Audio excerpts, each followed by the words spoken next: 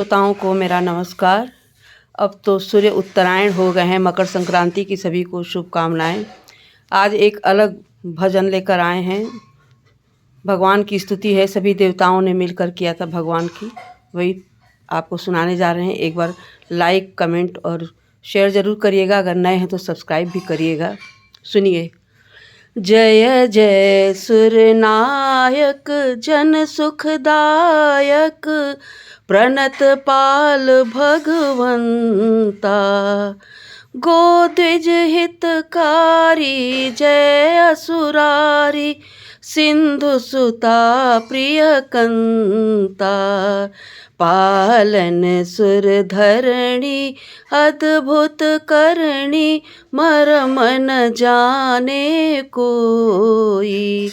जो सहज कृपाला दीन दयाला, करहि अनुग्रह सोई। जय जय अविनाशी सब घटवासी, व्यापक परमानंदा। अविगत गोतीतम चरित पुनीतम, माया रहित मुकुंदा।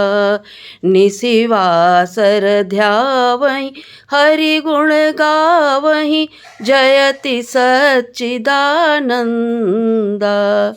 जेहि राग बिरागी अति अनुरागी, विगत मोह मुनि वृंदा। जेहि श्रेष्ठ उपाय त्रिविध बनाई, संग सहायन दूजा। सोई करहूँ आघारी चिंत हमारी, जानिय भक्ति न पूजा।